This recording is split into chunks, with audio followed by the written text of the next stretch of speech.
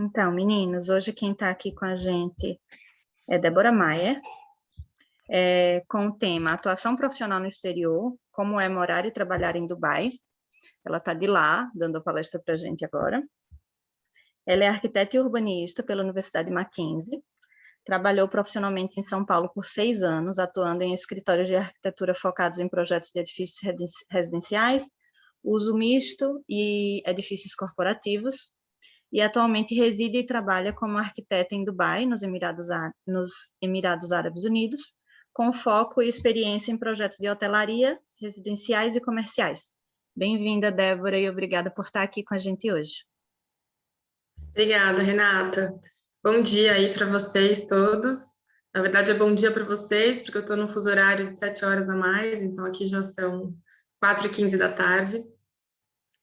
Queria só agradecer a Renata pelo convite e de me chamar aqui hoje para conversar com vocês e compartilhar um pouquinho da minha experiência profissional até chegar nesse lugar tão longe do Brasil.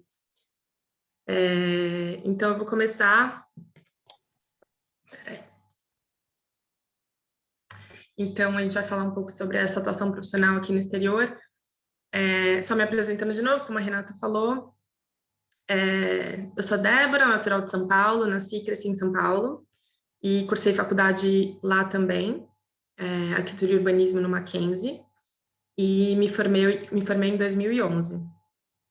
Então, eu vou aqui contar um pouquinho dessa minha trajetória para vocês e a minha experiência como arquiteta na região do Oriente Médio, morando em Dubai. Então, começando um pouquinho lá atrás, com a minha trajetória inicial como estudante. Então, durante a faculdade, acho que aconteceram algumas coisas que foram determinantes para eu estar aqui hoje, trabalhando aqui como arquiteta. Eu acho que eu lembro que no início da faculdade, eu cheguei a trabalhar na prefeitura de São Paulo, no setor de aprovações de projetos, e eu logo vi que aquilo não era o meu forte, que eu não ia gostar. Então, logo eu consegui um estágio num escritório, acho que no segundo ano da faculdade, eu consegui um estágio no escritório de arquitetura, e eu acho que esse estágio foi determinante para minha carreira profissional, porque me abriu muitas portas. Eles na época, era por volta de 2007, por aí. Então, na época, o Revit, como plataforma, como ferramenta de trabalho do arquiteto, não era assim tão expandido no Brasil, mas eles eram um escritório de arquitetura pequeno, que trabalhava muito com Revit, então eu era super inexperiente e eles me contrataram como estagiária e me treinaram. E, enfim, trabalhei com eles e me formei. Eu acho que outro papel determinante que tem a ver com o fato de eu estar aqui fora foi um intercâmbio para a Espanha que eu fiz durante a faculdade, que foi até quando eu estudei com a Renata, na Espanha. E pronto, e fui me formando, fui trabalhando, eu fui ficando cada vez mais experiente.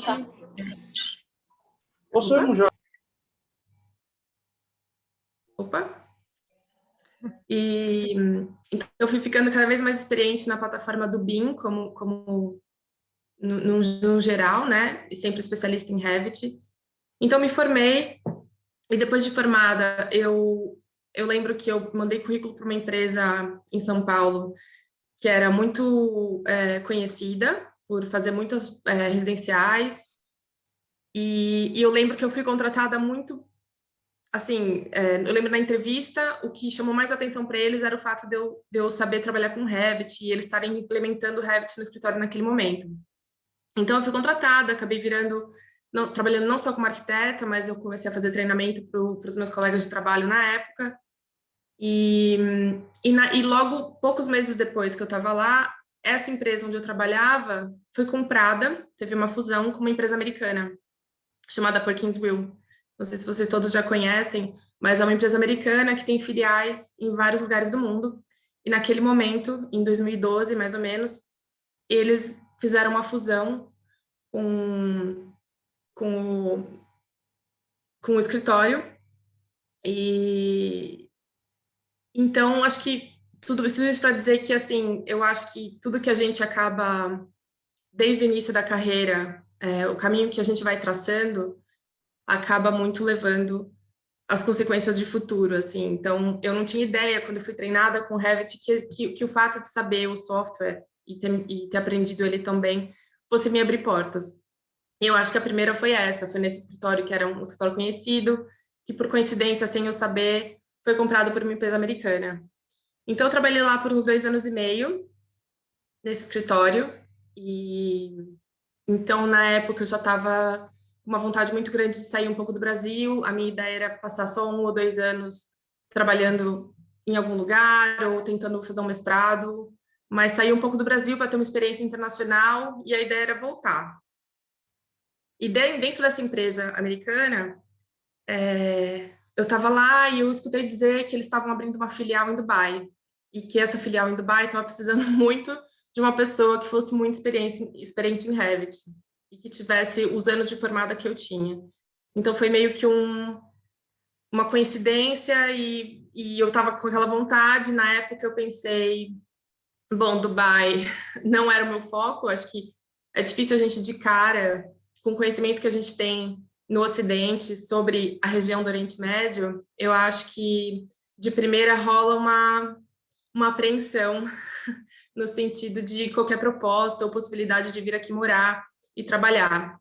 Acho que surgiram muitas dúvidas na minha cabeça, então de primeira eu pensei, mas fui digerindo a ideia aos poucos, fui pesquisando um pouco mais, e por coincidência eu tinha um amigo publicitário que tinha vindo morar aqui, então também conversei com ele, e então a oportunidade surgiu, fiz uma entrevista ainda do Brasil, com a equipe daqui, contei um pouquinho da vontade que eu tinha de trabalhar, e na época eu dizia sempre que era uma experiência temporária, que a minha ideia era trabalhar 1 ou 2 anos e voltar para São Paulo.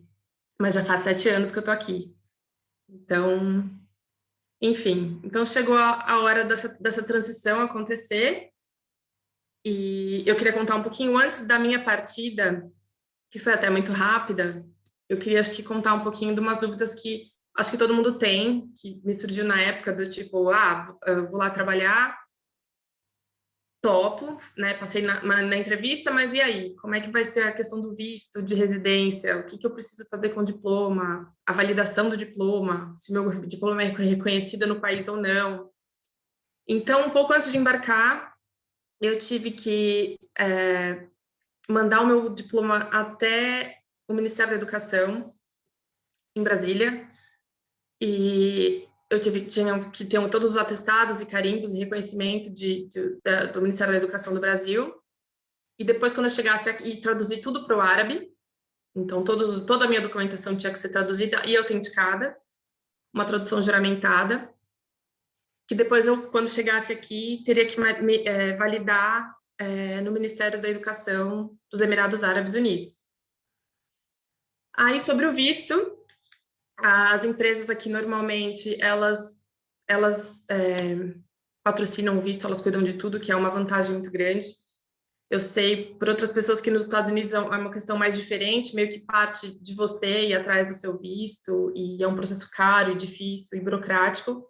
Então, uma das vantagens dos Emirados Árabes Unidos é que as empresas tomam completamente conta do seu visto, pagam, e então é como se eles te patrocinassem aqui para estar aqui, e é uma facilidade muito grande. Então, eu só me preocupei com isso depois que eu cheguei. E aí, antes de embarcar, também tinha aquela coisa muito do custo de vida, né? Porque a gente pensa em Dubai e imagina sempre uma cidade muito luxuosa, com tudo muito caro. E então também era uma proposta que teria que valer a pena para mim financeiramente, eu teria que conseguir me sustentar. E essa noção a gente não tem. Eu estava formada há 3 anos, 2, 3 anos só. Então, eu lembro que eu tive que pesquisar muito, e foi uma pesquisa de internet mesmo. Então, eu diria que nesse meu processo de transição, eu não negociei bem o salário. Então, no começo, quando eu cheguei aqui, foi um pouquinho difícil, até aprender e entender todos os custos e tudo mais. Só um pouquinho antes de entrar nas outras curiosidades, uma coisa também que é muito peculiar de Dubai é que quando você muda para cá e você procura uma casa para viver, o aluguel é pago normalmente em um cheque ou dois. Então, isso também foi um choque para mim. Então, muitas coisas aconteceram no caminho, assim. Tudo isso para contar um pouquinho que eu acho que tudo isso acaba tendo a ver com a nossa trajetória profissional também, né? Toda essa experiência pessoal que a gente passa de crescimento e tudo mais. Então, bom, eu acho que como vocês devem imaginar, Dubai é principalmente um país muçulmano, né, regido por sheiks. Os Emirados Árabes Unidos consistem em 7 emirados, então Dubai é um deles, Abu Dhabi é outro, tem mais outros 5 emirados. Dubai acaba sendo mais famoso porque eu acho que ele é da região aqui do Oriente Médio, a cidade mais aberta ao estrangeiro, mais tolerante, acho que a todas as diferenças, as diversidades, e, e que, na verdade, quer e incentiva muito o estrangeiro e o expatriado a vir morar aqui e trabalhar na cidade. Então, assim, teve de cara um desafio cultural e entender um pouco sobre o Islã, sobre a cultura árabe, mas ao mesmo tempo aprender a respeitar e se sentir muito respeitada nesse sentido também. Assim, eu acho que por ser um país que tem muita diversidade de gente do mundo todo, eu acho que é um desafio do início, mas é um aprendizado muito grande. E então aqui eu coloco um pouquinho só para vocês terem noção que mais ou menos 60% do país é muçulmano, aí temos uma porcentagem grande de hindu, cristão, budista e outros, né? E essa porcentagem de diferentes religiões, ela também está muito ligada à quantidade de expatriados que moram aqui. Então, aqui por essas duas imagens, a gente vê também a diversidade de como todo mundo convive com as suas crenças e seus costumes e trajes no mesmo lugar, né?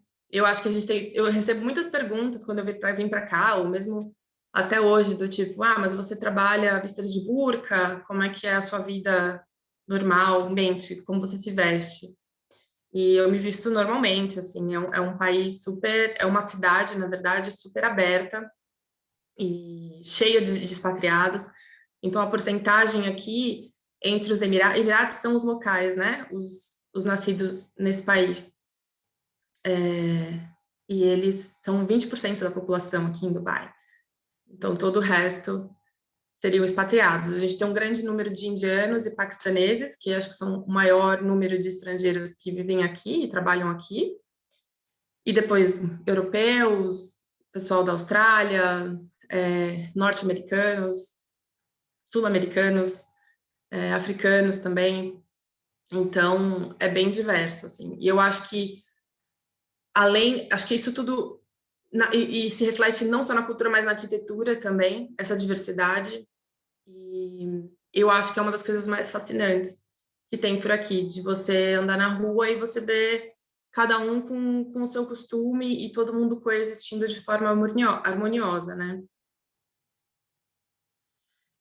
E aí, só sobre outros desafios que, quando eu cheguei aqui, foi complicado, que é a barreira do idioma, né, da comunicação. Quando eu cheguei aqui, meu inglês não era muito bom, e era a minha primeira vez trabalhando profissionalmente num ambiente que não era a minha língua mãe. Então, eu lembro que eu tive muita dificuldade com o vocabulário da arquitetura, porque eu estudei em português, trabalhei, né, como estágio, depois como formada, e eu lembro que a gente tem uns termos, né, que a gente usa para se expressar na arquitetura, o nome que a gente dá para as coisas e tal. Então, eu acho que no início, assim, eu acho que foi a maior dificuldade que eu enfrentei, assim. Eu acho que toda a parte cultural era tudo muito fascinante, mas eu acho que a barreira da língua foi um problema no início, assim, foi difícil para mim até pegar, mas é uma coisa que eu acho que é muito bacana de Dubai, que por conta de ser um lugar com muita gente de todos os lugares, todo mundo é muito, ao mesmo tempo, muito paciente quando você não consegue se expressar ou quando você tem um sotaque muito diferente. Então, eu sinto que talvez outros países onde a língua nativa, a língua mãe oficial do país é só o inglês, talvez essa tolerância com o erro, né, e com a dificuldade seja um pouco mais difícil. Eu sinto que aqui tem muita gente de todo lugar, ninguém está falando totalmente perfeito. O inglês normalmente não é a língua materna, primeira língua das pessoas. Então, eu acho que também me deu eu acho que me deu mais segurança até de errar, né? De arriscar. Porque a gente só aprende mesmo quando a gente começa a pôr para fora e errar mesmo. E cortar a timidez e todos os preconceitos que a gente tem sobre a gente mesmo. Então, só para dizer, aqui as línguas oficiais é árabe e inglês, né? Mas no ambiente profissional eu posso dizer que ela é praticamente inglês. Às vezes acontece da gente ter um cliente, sei lá, egípcio ou um cliente de outro lugar que, às vezes, por ele ter uma dificuldade de falar inglês ou também se expressar, às vezes a gente tem alguém na equipe e aí rola uma comunicação em árabe, mas é muito raro e não é exigido o árabe da gente aqui, é exigido o inglês, né? É a língua, as placas, todas as informações sobre a cidade, então o inglês você consegue se virar e até profissionalmente também é tudo sempre em inglês, né? E, e eu queria falar um pouquinho desse ambiente de trabalho com meus colegas de trabalho, assim, eu acho que uma das coisas mais fascinantes que para mim foi era ter, de repente, uma equipe de, sei lá, 7 pessoas e ter, tipo, 5 nacionalidades nessa mesma equipe. E estavam essas 5 pessoas que têm um estudo em outro país, que tiveram outro tipo de criação, que viveram em cidades completamente diferentes da minha. Então, um ensino base, tudo diferente, então estamos todos nós ali para fazer o mesmo projeto, né? Então, perceber a diferença da visão da arquitetura, como ela varia de culturas para culturas, e o quanto a gente pode se acrescentar e o quanto isso tudo enriquece, na verdade, o resultado do trabalho, né? Eu acho que eu tive a sorte de sempre trabalhar com pessoas extremamente respeitosas. Eu trabalho hoje, não era na mesma empresa quando eu cheguei aqui, eu trabalhei 5 anos lá e estou agora há 2 anos e meio nessa outra empresa, mas as duas empresas são americanas, então a política da empresa ela é muito similar e muito americana como sistema, mas temos nacionalidades diversas, com pessoas de religião diversas, entende? Sempre tem um entendimento, assim, é engraçado porque, por exemplo, o meu chefe atual, ele é egípcio muçulmano, mas quando chega a Páscoa, ele faz questão de, para alguns colegas, falar, Feliz Páscoa, tô sabendo que é Páscoa, assim, eles não celebram, mas existe essa cordialidade, que eu acho que é muito legal, e acho que para arquitetura, eu acho que dentro do trabalho, eu acho que faz o desenho do projeto, a ideia, ela tem uma excelência, sabe? Ela tem uma seriedade, ela tem, enfim, ela tem essa mistura, ela reflete toda essa mistura de culturas, de pessoas juntas, esse liquidificador que a gente é aqui, de culturas. Então, eu queria só mostrar um pouquinho aqui para vocês alguns exemplos de projetos que eu realizei aqui, por aqui na região, né? Eu moro em Dubai, a maioria dos projetos que eu tenho foram feitos em Dubai, mas a gente faz também muita coisa na região do Oriente Médio. Então, Bahrein, Catar, a gente já chegou a fazer coisas, da Arábia Saudita, Egito. Então, a gente trabalha um pouco assim, muita coisa acontece aqui na construção civil e a gente trabalha com clientes dessa região, principalmente, né? Então, queria mostrar. Essa é uma torre residencial que a gente fez em Abu Dhabi, com um cliente de lá também. É uma construtora, na verdade. Então, eu trabalho sempre com empresas são escritórios de arquitetura, então a gente vende o desenho, né? E a gente tem muito cliente que é construtora, empreendedores, coisas muito grandes. Então, esse é um exemplo. Aqui também é um conjunto de residencial em Abu Dhabi também.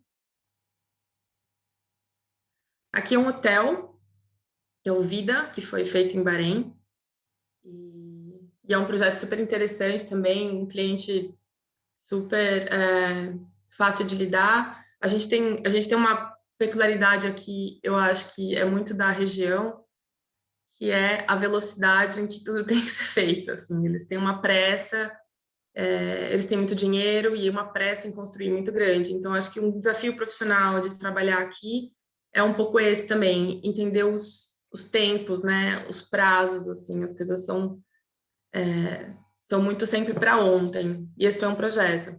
Esse é uma torre de escritórios de um banco que chama Al Jazeera e é na Arábia Saudita. Então, é a torre de escritórios do banco, que também foi um projeto bem interessante, assim.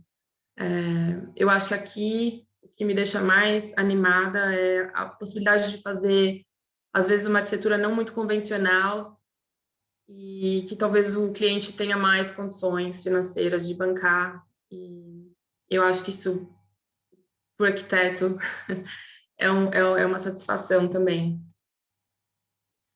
Aqui foi um hotel em Cairo, no Egito, que é uma área nova que está sendo desenvolvida no Cairo, que eles chamam de New Cairo.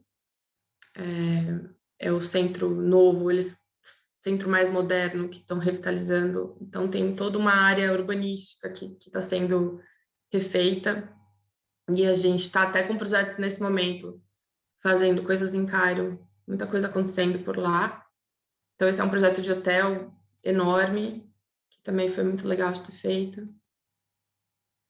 Esse é um projeto de uso misto, que é mais baixinho, a gente teve mais atenção ao detalhe da fachada, foi um projeto legal de fazer e foi aqui em Dubai. Ele fica aqui em Dubai, ele está em construção já.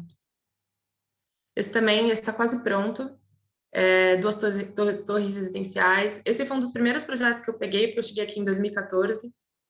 E eu lembro que eu levei um susto, porque eu fazia prédios, eu estava começando a fazer mais prédios em São Paulo, no escritório, e eram prédios de, sei lá, no máximo 8 andares, 12 andares. E aí eu lembro que eu cheguei aqui e me colocaram nesse projeto que eram 53, 55 andares.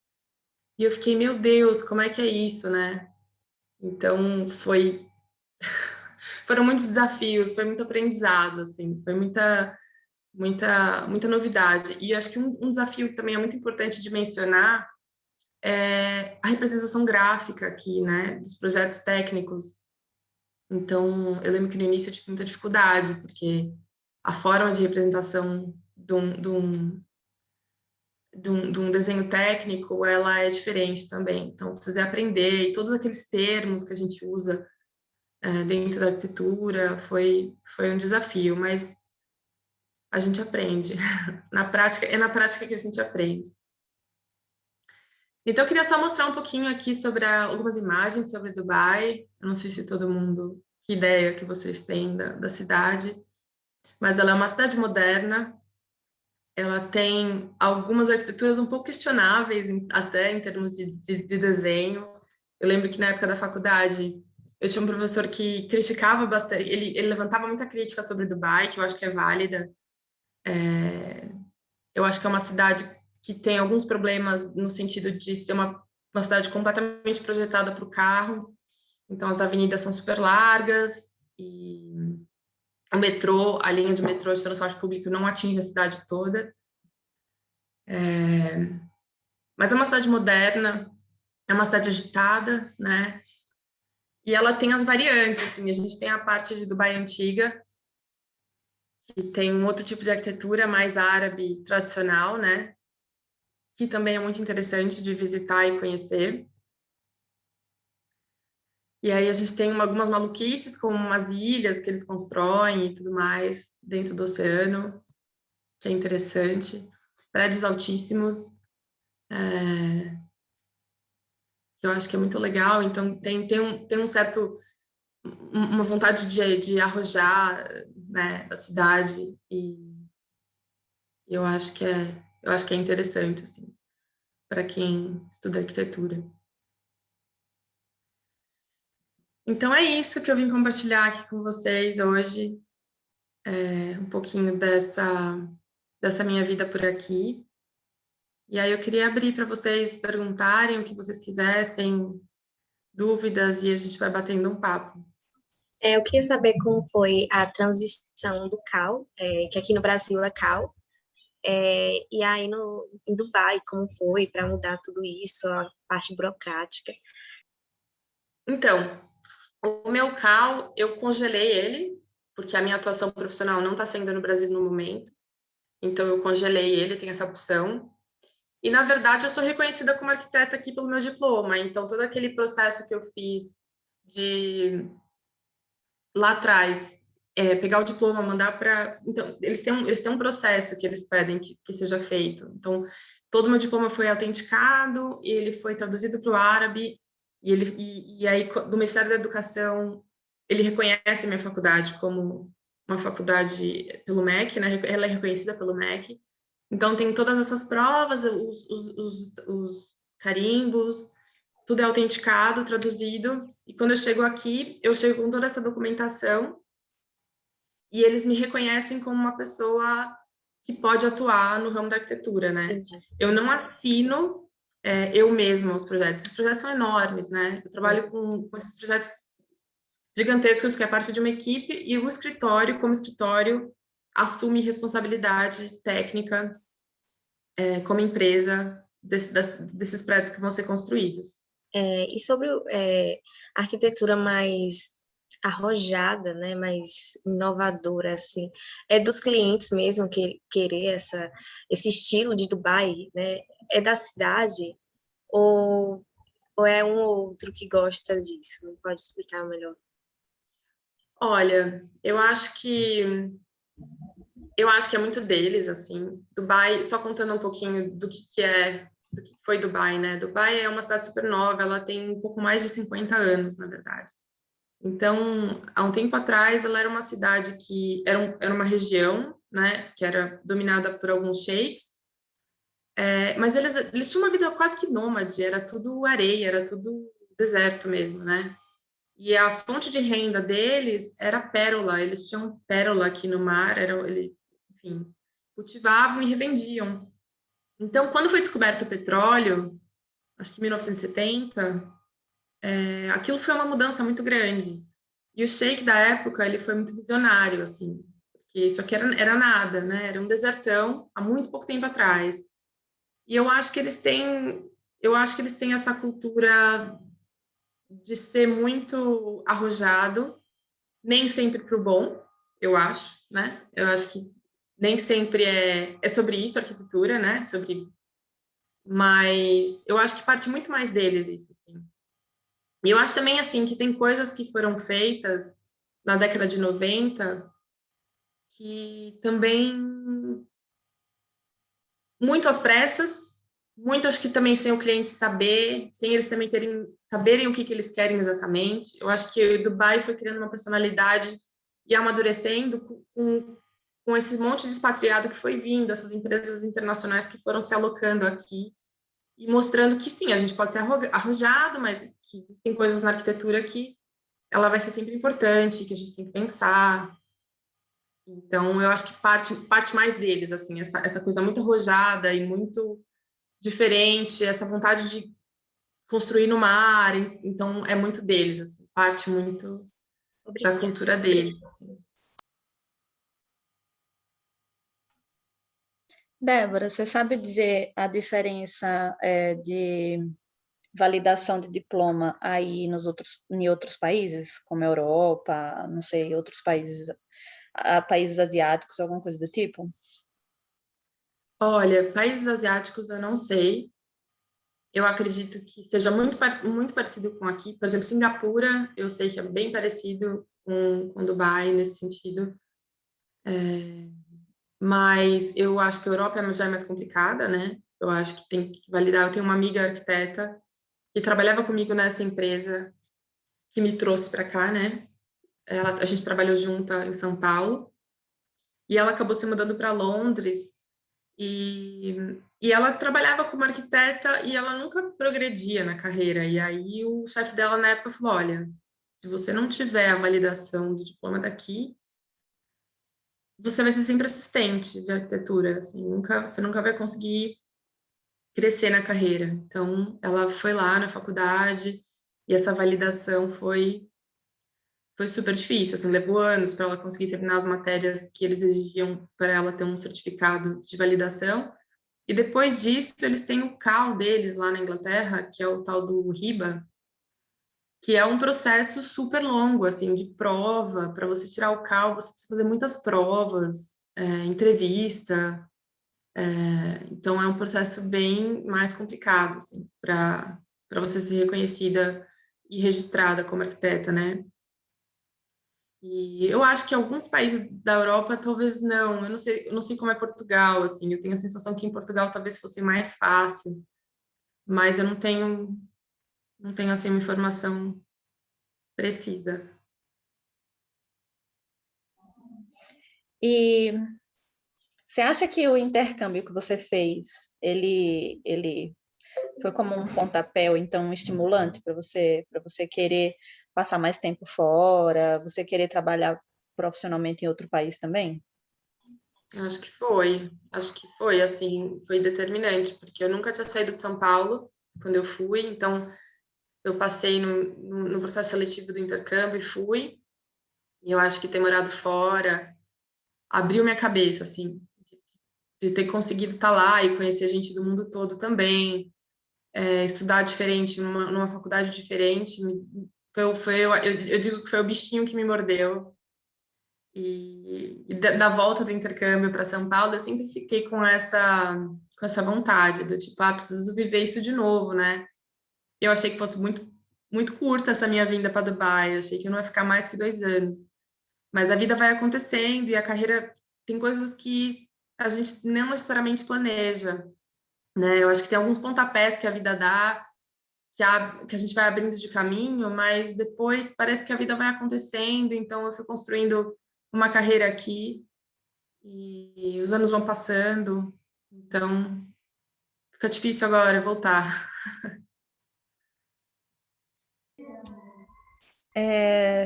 Hoje a gente vê, acho que por causa da pandemia também, a gente vê algumas opções de estudos como se fossem intercâmbios ou cursos de extensão dados por convênios entre faculdades daqui e faculdades de fora. Você acha que é uma experiência válida para os alunos? Como é que isso funcionaria também como, se isso funcionaria também como um pontapé assim para outros estudos ou trabalhos profissionais também em outros países, não sei. Eu acho que sim, eu acho que falta muita informação, sabe? Eu antes de vir para Dubai, como eu estava com muita vontade de sair do país por um tempo, eu cheguei a aplicar e tentar aplicar para universidades e cursos e bolsas, né? Que a gente. Eu acho que essa informação não é dada muito, assim. Pelo menos na minha faculdade, ninguém nunca falou, sabe, de uma possibilidade, assim. E às vezes é um curso que você faz fora e alguém que você conhece profissionalmente, que te abre um caminho diferente. E existem muitas bolsas, tem bolsas que os países dão para a América Latina. Então, é uma coisa de pesquisar. E eu acho que eu acho que é muito importante, assim. Eu acho que quanto mais a gente testar e abrir caminhos, seja para estudar, seja para trabalhar, eu acho que estágio é fundamental. Eu acho que o caminho que você acaba traçando no estágio, as coisas que você vai aprendendo, é super cansativo, né? Porque a gente estuda e trabalha, e a faculdade de arquitetura a gente sabe que não é uma faculdade tranquila, a gente vira muito à noite. Mas eu acho que tanto trabalhar, estagiar, conhecer pessoas, ou pesquisar sobre cursos, possibilidades de bolsa, até intercâmbio com bolsa, existem várias possibilidades, até um mestrado depois da graduação. Eu acho que é super válido, assim, eu acho que quanto mais o aluno pesquisar sobre isso, mais porta vai abrir, assim, tenho certeza. Assim.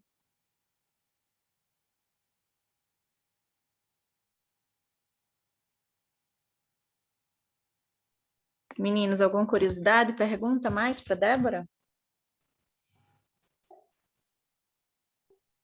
Oi, bom dia, Débora. Bom dia. Eu gostaria de saber, em relação à pandemia, como é que ficou a situação do trabalho aí em Dubai, ou não teve, qual foi a diferença que você sentiu? A pandemia deu, assim, afetou um pouquinho, assim, a economia, eu acho que como todos os países, né?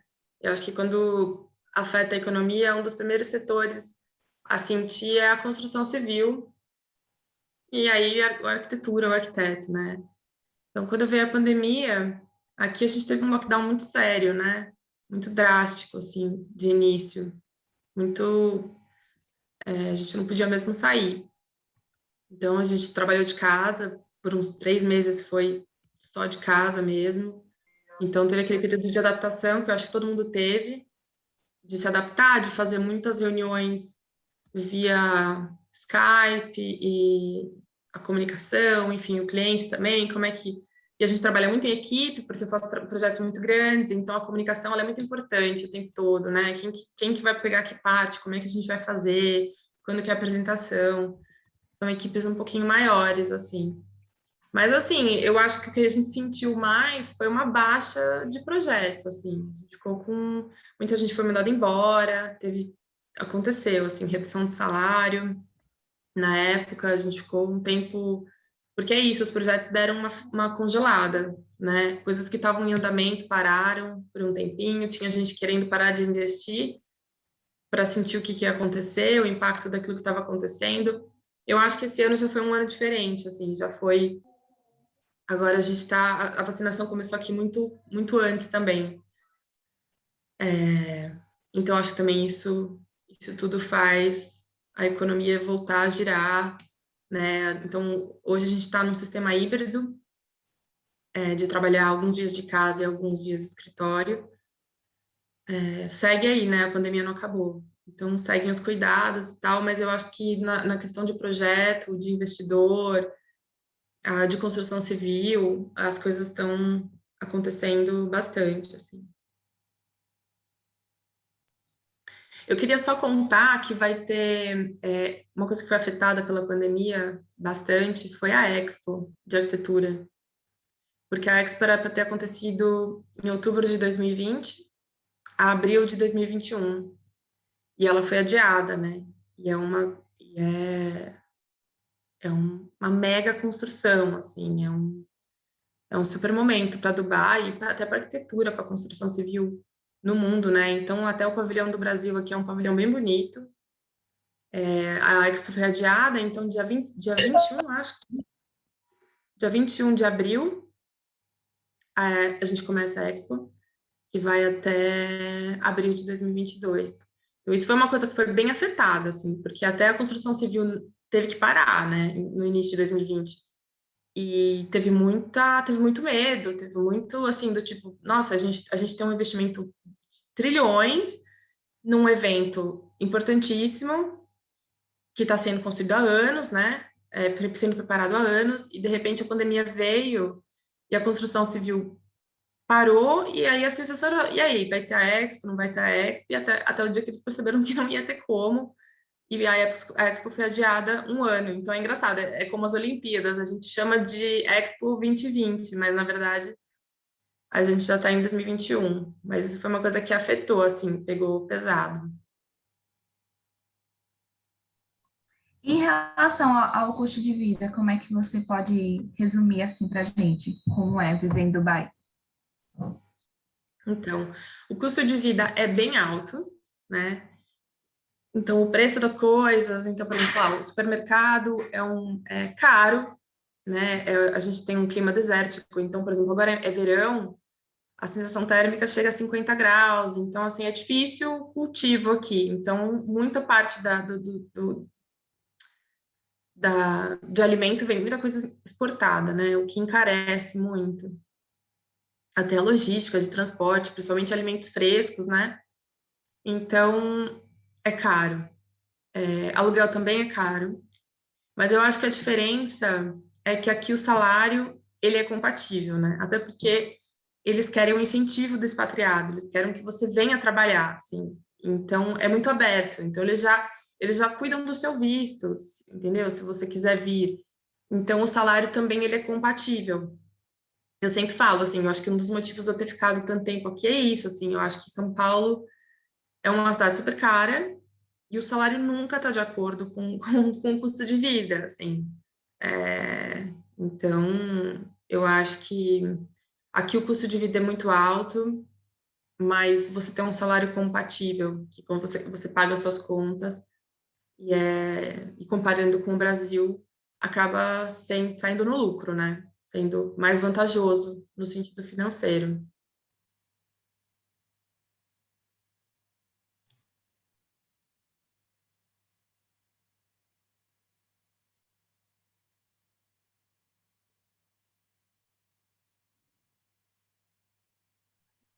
A aluna Andreina perguntou aqui no chat como funciona em Dubai a questão do visto. Então, o visto quem faz é a empresa. A empresa que te contrata, ela fica responsável por toda a documentação e aprovação do seu visto. E até o valor do visto, o preço, né? Então, é uma dor de cabeça que a gente aqui não tem mesmo. O visto, ele dura 2 anos. Então, a cada 2 anos, eu alguém sei lá, que cuida disso no escritório fala, Débora, seu visto tá para acabar, traz ele semana que vem. Então, a gente tem uma pessoa que cuida disso no escritório e o visto é renovado, assim. Então, enquanto eu tenho contrato de emprego, o visto está sempre atrelado ao emprego. Então, se eu perco o emprego aqui, eu perco o visto e eu tenho que ir embora. Então, também isso é uma questão complicada, e principalmente para muitos amigos que perderam emprego na época da pandemia, que não necessariamente gostariam de ir embora de Dubai, mas você perde o emprego, você tem 30 dias de visto válido, depois disso... Então, o visto está sempre atrelado ao contrato. Enquanto você tem um contrato ativo, essa empresa ela vai te patrocinar e ela vai cuidar do seu visto. Então, o meu visto é de residência.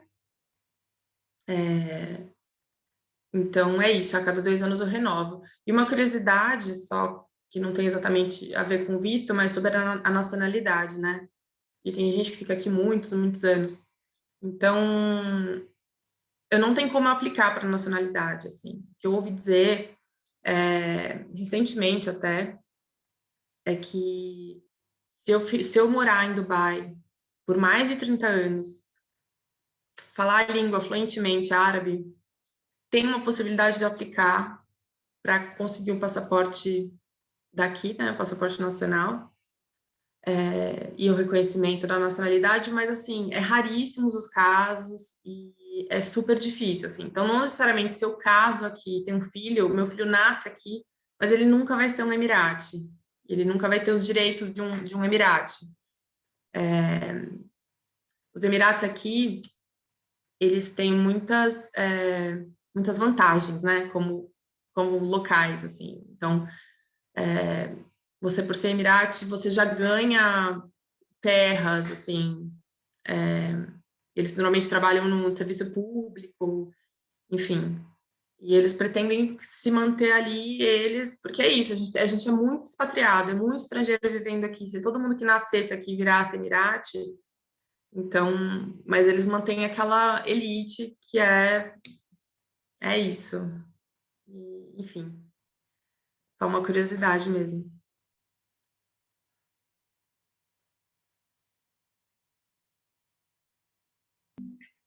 A aluna Júlia perguntou se você saberia dizer sobre os softwares que são utilizados aí.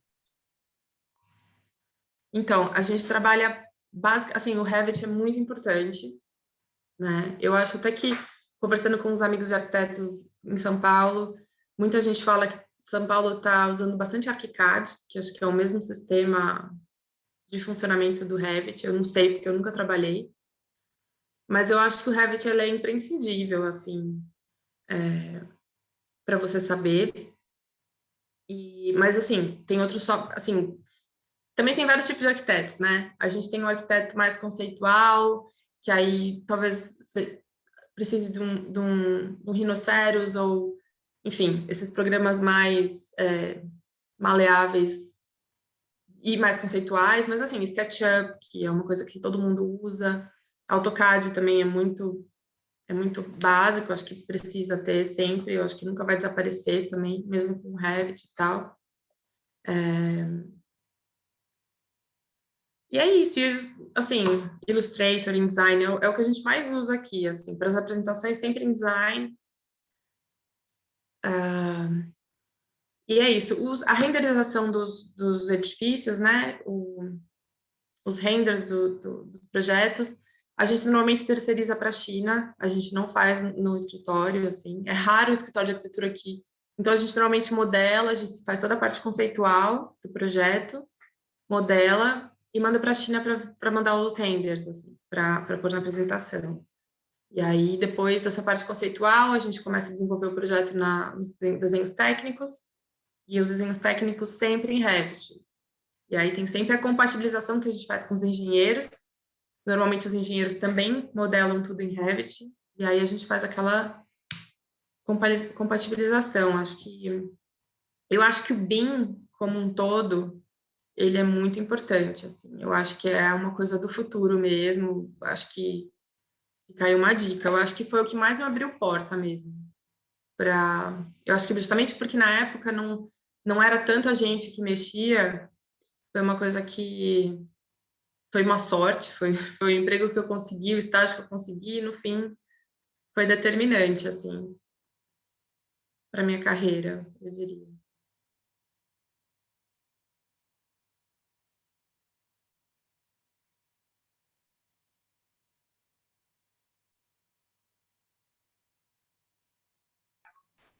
A mesma aluna escreveu que usa o ArchiCAD, mas o Revit ainda é bem mais difundido.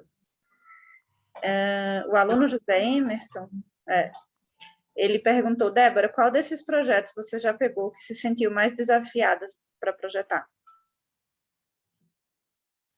Eu acho que ele não está aqui na apresentação, mas dos que estão aqui,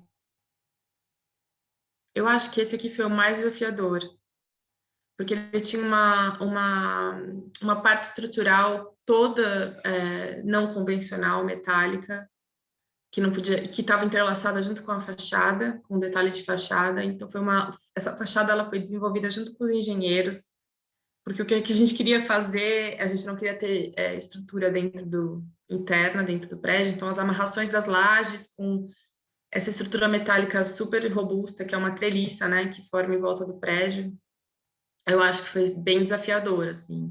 E aí a gente criou esses buracos no meio do prédio,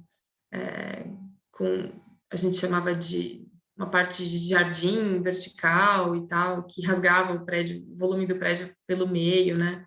E que durante a noite, enfim, ficaria até mais evidente, né? Foi um projeto bem legal, assim, ia na Arábia Saudita, que também é um lugar que eu não conheço, também foi difícil, porque na época desse projeto ele foi um concurso, então a gente não tinha verba para ser mandado lá para o terreno, para conhecer e tal.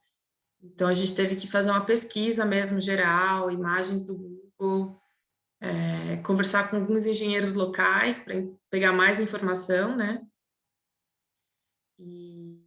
Então eu acho que foi um projeto, e assim, o tempo, por conta de ser um concurso, a gente desenvolveu esse projeto num tempo surreal. Então, assim, horas extras de trabalho, que eu acho que também é uma curiosidade, porque que eu acho que é diferente da Europa.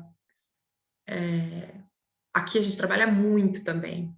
E pelo menos eu, Débora, dessas duas empresas que eu trabalhei, como no Brasil, assim, a hora extra lá não é remunerada, né? Então a gente tem uma entrega, aí é isso, assim, é aquela correria, todo mundo focado, muito trabalho.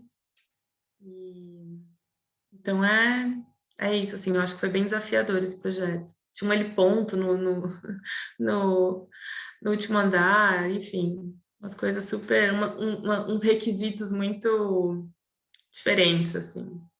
Foi legal.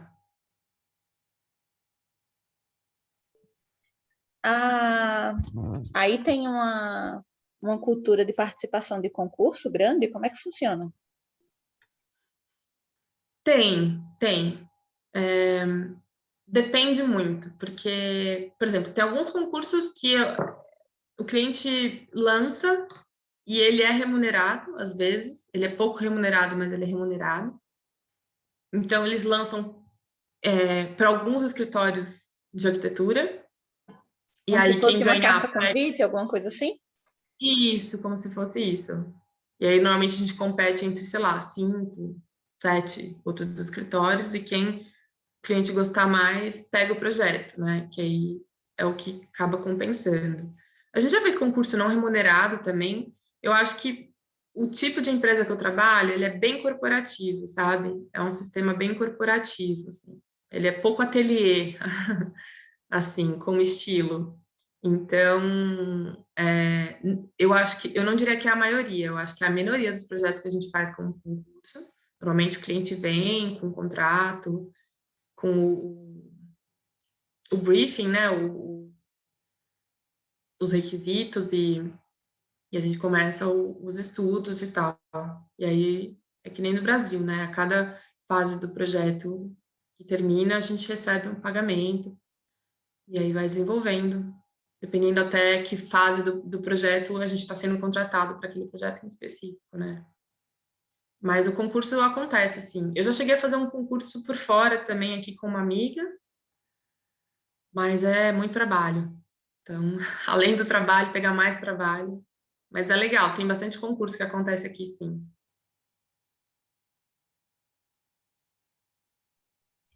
É uma prática que alguns escritórios fazem, que até tipo ganham nome por causa dos concursos que participam, né? Uma prática que Que deveria ganha. até ser mais difundida do que o que é aqui hoje no Brasil, né? Aí deve acontecer mais do que o que acontece aqui. Mas sabe o que eu acho, assim? Que às vezes é difícil o escritório decidir fazer concurso, porque nem sempre ele é remunerado. Então, é um pouco de tiro no escuro, né? Se você é um escritório um pouco menor no Brasil, que você não tem tanto projeto que está pagando tanto as suas contas, porque tem isso, tem uma parte de gerenciamento que ela é muito complicada, né? Quando você abre uma empresa e você fica responsável para pagar todas essas pessoas que estão lá trabalhando, né? Então, se você não tem tanto projeto rentável girando, é difícil você arriscar um tiro no escuro para um concurso que talvez você não ganhe. E aquelas horas trabalhadas, às vezes, elas não vão render no fim do mês, né? Então, eu acho que tem que ser mais incentivado. E eu acho que aqui talvez aconteça mais, porque os clientes tenham mais dinheiro e talvez lancem concursos remunerados, pouco remunerados, mas remunerados. Então, mais gente se sente engajada, mais escritórios se sentem engajados em tentar, né? Uhum. A aluna Gabriele perguntou aqui: existe muita diferença nas normas das construções em comparação ao Brasil? Pode falar mais um pouco como funciona aí? Sim, existem. Eu penei para aprender. O que a gente segue aqui normalmente é a mesma, é muito parecida à regulamentação dos Estados Unidos, inclusive, assim. Então tem a prefeitura, né, que tem sempre, isso é muito difícil, porque aqui não tem um zoneamento claro, que nem no Brasil, que você consegue puxar quais são as restrições daquele terreno. Então tem área que aqui é de um, a gente chama de developer, e esse developer ele é quem é o dono é um sheik. Então são vários sheiks, né? A gente tem os sheiks, o presidente, né, do país, e cada emirado tem um sheik também. Mas a família dos sheiks, elas são enormes, né? Então tem primos. Essas famílias são riquíssimas e elas são donas de terras em Dubai.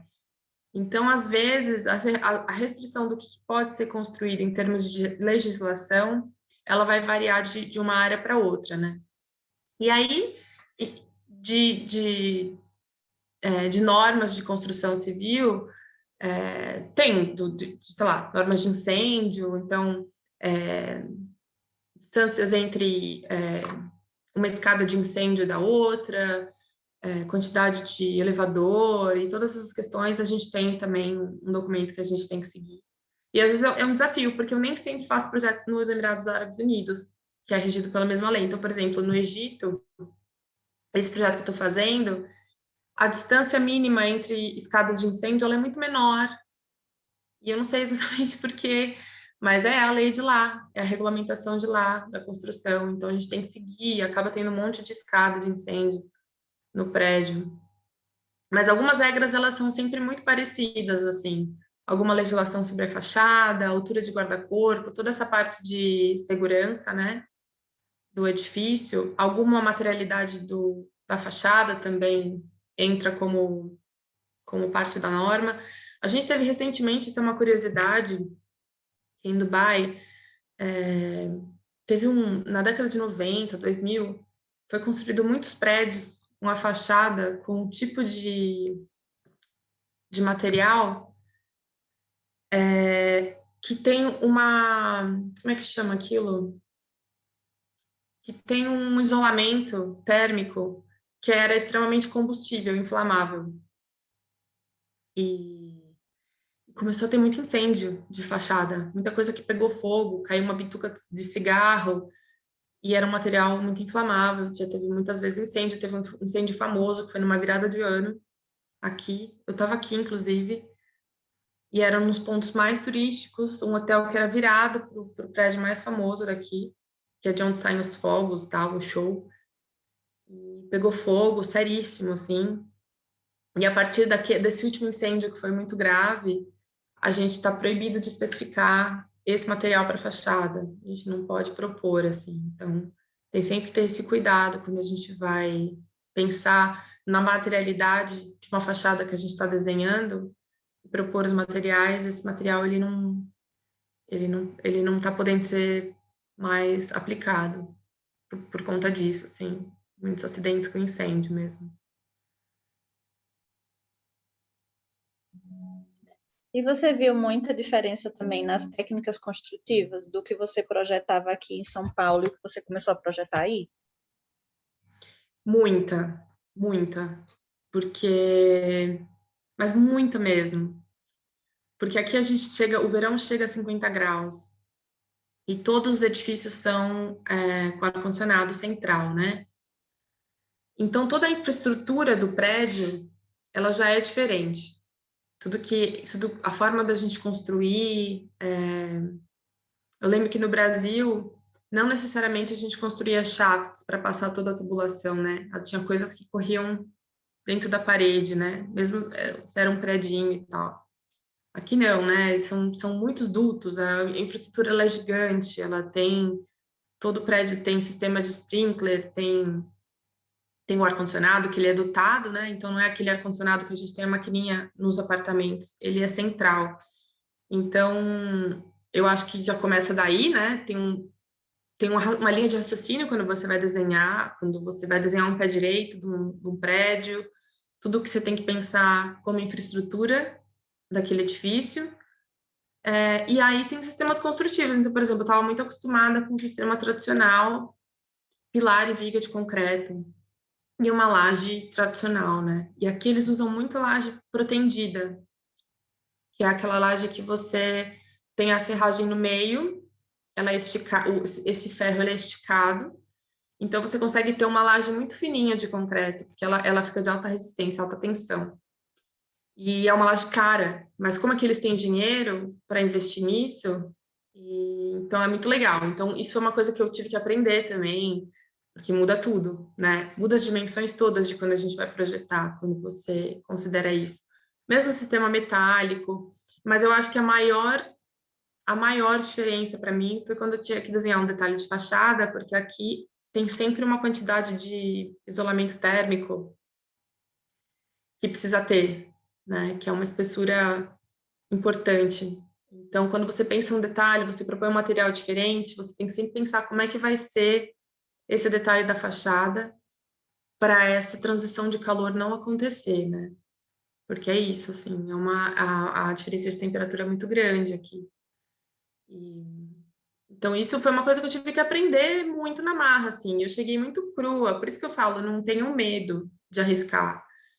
Porque, às vezes, eu falando parece que é muito difícil, mas não é, né? Assim, eu cheguei aqui sem saber nada, eu cheguei de paraquedas, assim. Então, a gente vai aprendendo no dia a dia, né? Eu acho que tudo a gente aprende, tudo a gente aprende, tudo a gente se adapta. Então, foi isso. Mas é diferente, sim. Até e muito do sistema de representação gráfica, assim, que foi bem difícil também para mim, mas aprendemos. Então, não tenham medo. Mudou tudo, né? Desde o básico que a gente analisa do local, do terreno, já que mudou muito, né? O sistema, o clima, né? Tudo aí, até o que eles estão acostumados em trabalhar como estrutura, né? Exatamente, exatamente. E outra curiosidade é que aqui as disciplinas de projeto elas são muito definidas, né?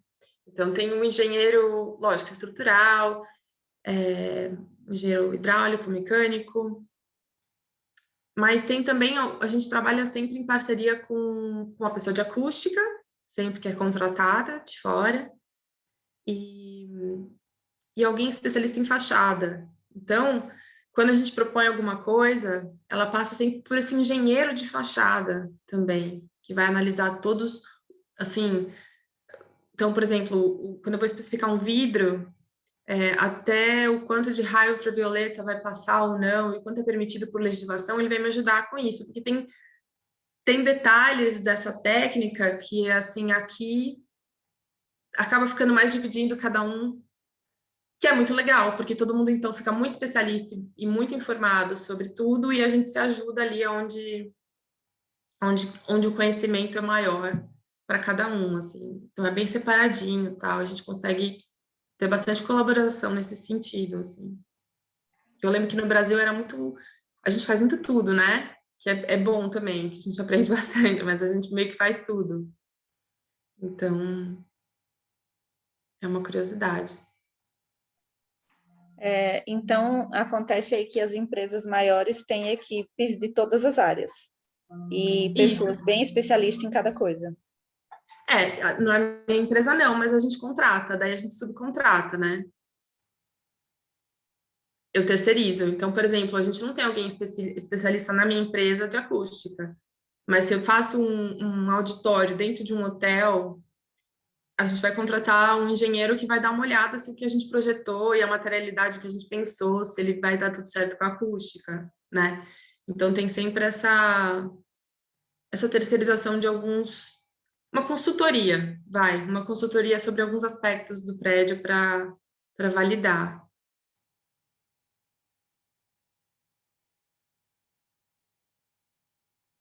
Entendi.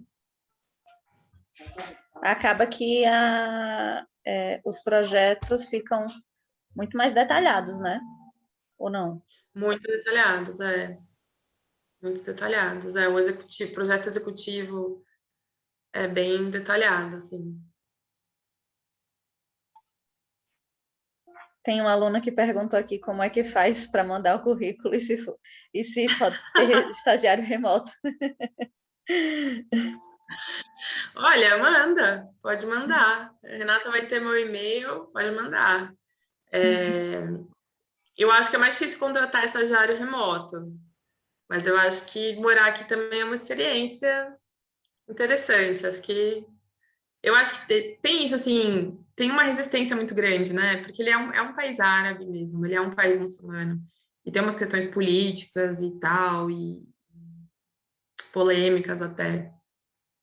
Mas o que eu posso dizer é que no dia a dia a vida ela é normal mesmo, assim. E eu acho que esse aprendizado com a diversidade, com o diferente, ele é muito rico. Eu acho que muda até a forma como a gente vai trabalhar também, e se relacionar com o outro, aprender a ser mais tolerante e tal.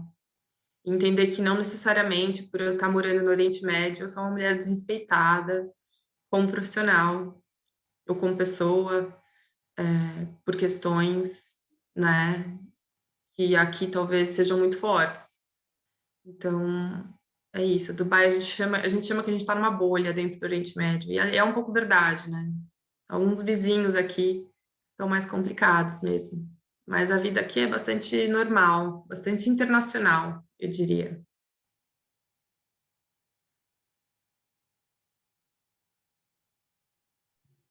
A aluna Larissa perguntou se a carga horária de trabalho funciona do mesmo jeito do Brasil. Funciona, boa pergunta. Funciona na teoria das 9 às 6. Mas é isso, eu acho que também é muito parecido com a vida que eu tinha em São Paulo. Assim, das 9 às 6, mas tem uma entrega e a gente vai ter que fazer essa entrega. Eu acho que é menos desorganizado, eu acho, do que talvez eu compare os lugares onde eu trabalhei no Brasil, nesse sentido. Mas ainda assim acontece, eu acho que é um pouco parte da nossa profissão, essa coisa de estar com a criação e tal. E eu acho que uma desvantagem daqui é que os clientes pedem sempre prazos absurdos, assim, é uma pressa muito grande, né, na construção. Isso acontece, então a gente tem que ter um jogo de cintura muito grande com o cliente para falar, não, mas né, as coisas não são feitas do dia para a noite, né? Existe todo um processo criativo e depois de execução, de produção, né? Para aquilo ser uma coisa real, né? Então, mas é isso, eu já trabalhei bastante hora extra, acho que quando eu era mais nova aqui era mais ainda. Agora tá um pouco melhor, mas muita hora extra sem ser remunerada a mais, né? Por isso. Então, eu acho que só a vantagem é que, pelo menos assim, em São Paulo eu ganhava um salário mais desvantajoso para a quantidade de horas que eu trabalhava. E aqui isso compensa um pouco mais.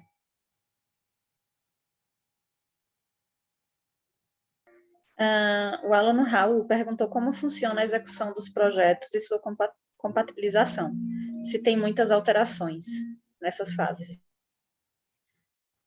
Tem bastante. A compatibilização, ela é muito legal quando todos os engenheiros, a gente calha de ter um projeto quando está todo mundo em BIM. É muito bom, porque você vê aonde tem erros e problemas, fica muito mais fácil, o projeto ele é desenvolvido de uma forma muito mais eficiente. Então, acontece ainda. Por exemplo, eu estou fazendo um projeto no Egito que os engenheiros estão fazendo tudo em AutoCAD, por enquanto, e a arquitetura está em Revit. Então, a compatibilização ainda acontece dessa forma. Mas tem muita alteração, sim. Eu acho que depende muito da empresa de engenharia com quem a gente está parceiro ali. Mas acontece, sim, bastante alteração, aquele vai e volta de o arquiteto puxando daqui pelo design, o engenheiro puxando dali, e até sair um resultado bacana para todo mundo. Mas acontece, sim. E eu acho que é semanal, quando a gente está num projeto que passou da fase de conceito e está na parte de desenvolvimento de projeto, onde começa todo mundo, todas as disciplinas a trabalharem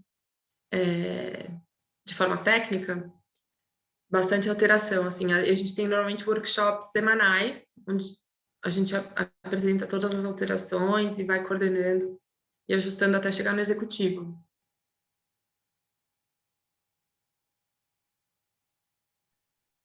A aluna Gabriele perguntou como é o processo criativo, já que em Dubai existe muita inovação e criatividade nas construções, e se é difícil construir algo novo em meio a tantas construções diferentes. Eu acho que é. Eu acho que principalmente às vezes quando chega um cliente que fala assim pra gente, eu quero esse projeto, vamos supor, é um hotel, mas eu quero que seja um hotel wow. A gente fala, nossa, mas o que é o wow, né? Então, eu acho que isso é difícil às vezes, né? Às vezes entender o que o cliente está esperando.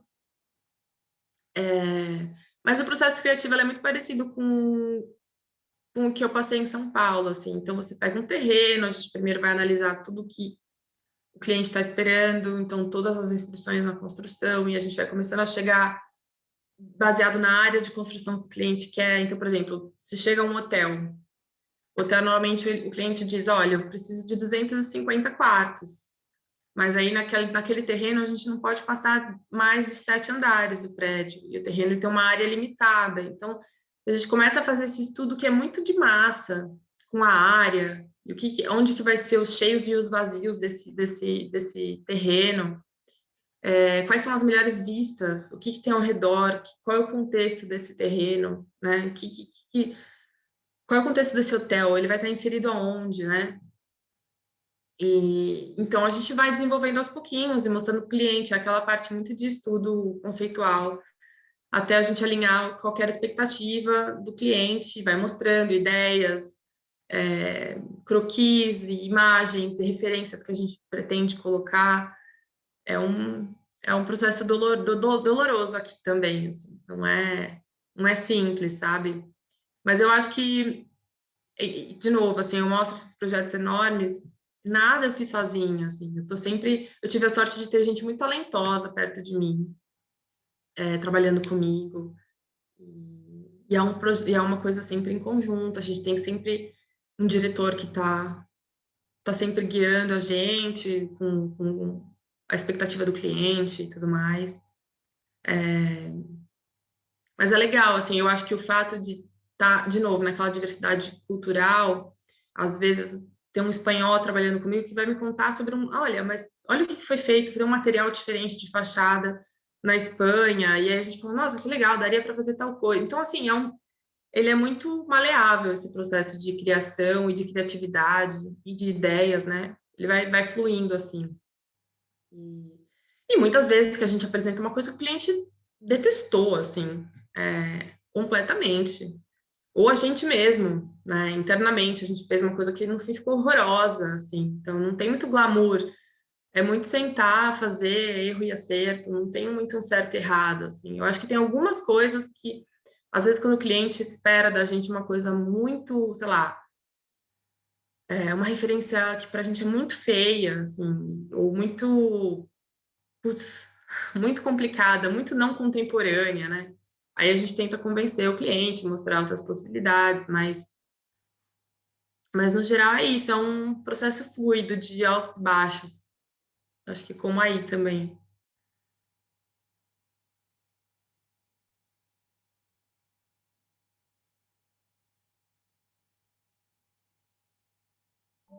Mais alguma pergunta, meninos?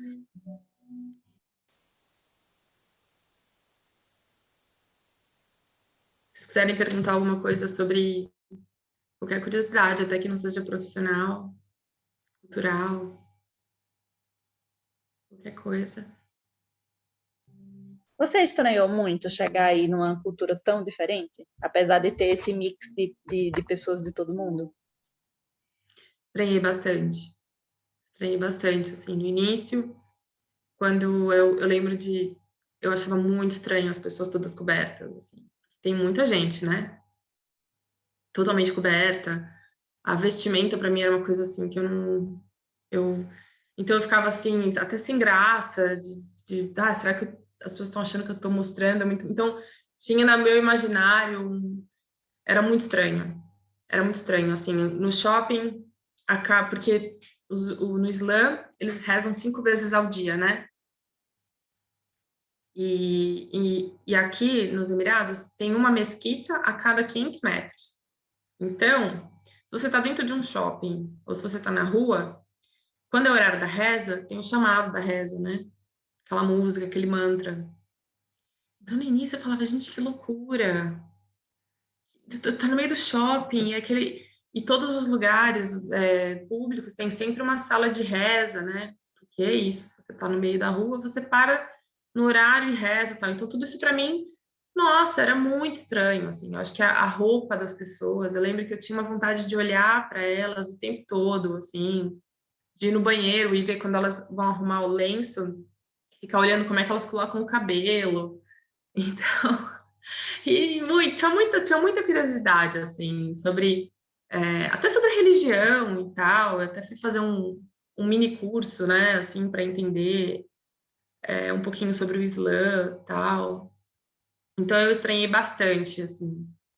Mas eu acho que eu estranhei mais do que a cultura, assim, para mim eu tive uma barreira de comunicação muito grande, assim. Para mim era muito difícil entender o que eles falavam em inglês, assim, cada um com seu sotaque. Então, sei lá, um sotaque russo, um sotaque indiano, um sotaque... Nossa, era muito difícil, assim. Acho que foi um período difícil, assim, que eu acho que eu considero mais difícil porque depois que você consegue se comunicar, você consegue ir atrás do que você precisa. Mas quando a comunicação te bloqueia, ela é muito difícil. Mas eu acho que sobre a cultura muçulmana, eu acho que teve muito choque no início, sim. Eu acho que eu vi um pouco, eu pesquisei na internet, li coisas, mas uma coisa é você nunca ter vindo para um país do Oriente Médio, pesquisar no Google e depois em um mês você está aqui, assim. Eu lembro que foram bastante choques, assim. Mas você vai aprendendo a lidar e tal, e depois vira super normal, assim. A gente vai pra praia de biquíni, às vezes tem alguém super coberta do lado e já não causa nada, assim, já normalizou a vida.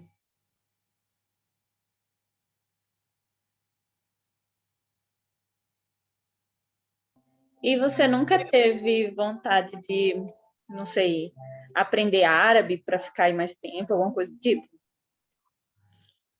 Isso é uma falta de vergonha na minha cara, porque eu tô há 7 anos aqui, completei 7 anos mês passado, e eu não falo nada além de shukran, habibi. Eu sei umas palavras básicas, eu nunca estudei. A minha ideia quando eu cheguei era estudar, mas depois, assim, a vida vai passando, e como você consegue tudo em inglês aqui, fiquei preguiçosa.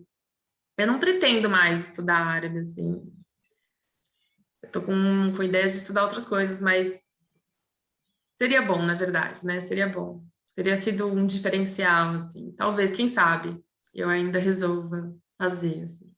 Teria sido melhor se eu tivesse feito no início, assim. Agora, 7 anos depois, adaptada. Como é lidar com a saudade da sua família que está toda aqui no Brasil? Como foi a adaptação? Você costuma vir aqui, assim, essas coisas de saudade, né? Porque geralmente quando a pessoa vai morar em um lugar tão longe assim, é um pouco difícil de se adaptar por conta da saudade do que ficou lá, né? Da sua história e tudo mais, sua família, pai, mãe. Muito. Muito. Eu sou um clichê brasileiro, assim. Eu gosto muito do Brasil. Então, eu tenho também amigos brasileiros aqui. Mas sinto muita falta. Eu tento voltar 2 vezes por ano. E uma curiosidade muito legal daqui é que, normalmente, um padrão dos contratos é... Então, tem o salário, eles pagam o nosso convênio médico aqui, e eles pagam também uma passagem de ida e volta para o seu país de origem, uma vez ao ano. Então, uma passagem de ida e volta para o Brasil, o escritório vai pagar para mim por ano. Isso já tá, não importa quanto custe a passagem, assim, tá no contrato. E isso é muito comum. Assim, eu não conheço ninguém, até de outras áreas, que não tenha isso no contrato. Eu acredito que seja uma coisa de lei trabalhista para expatriado.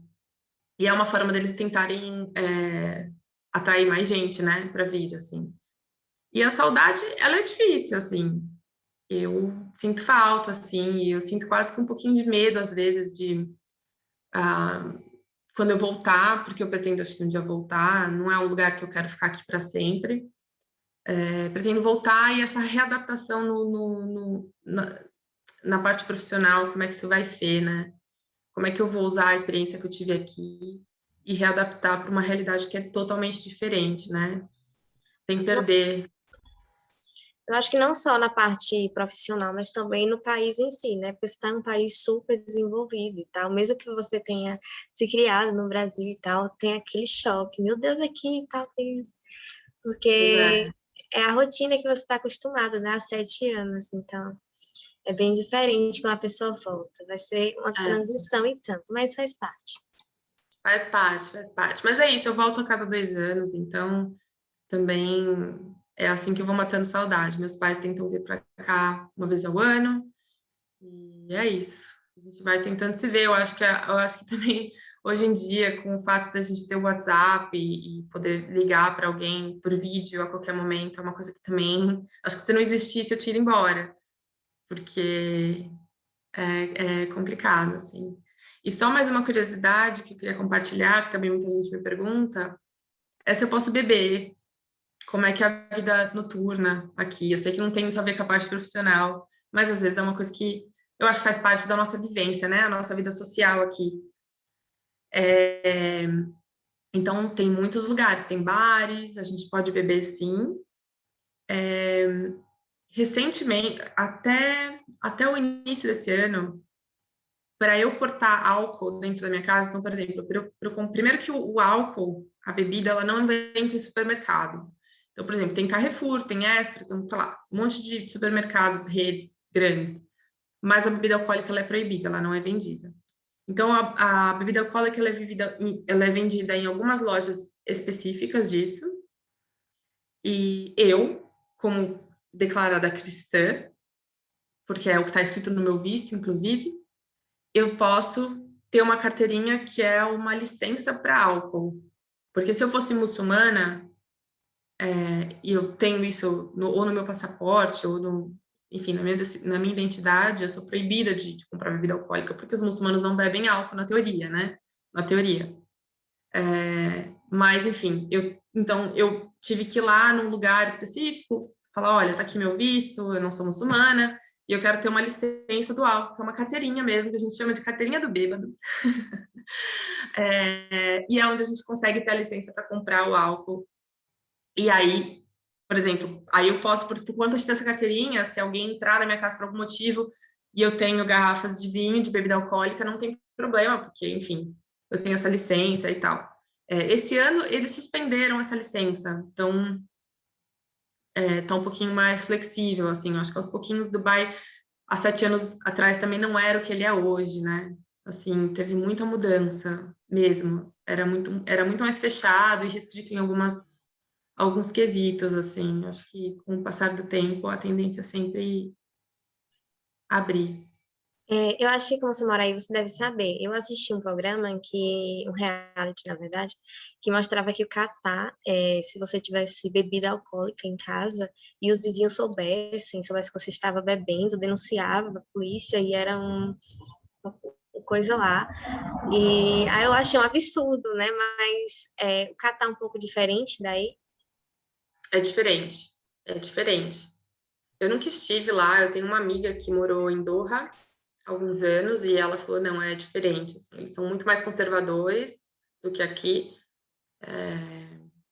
E eu acho que Dubai até quando eu vim para cá, assim, há 7 anos atrás, o Ramadã era extremamente restrito, assim, Ramadã, independente se você ser muçulmano ou não, você não poderia beber bebida alcoólica.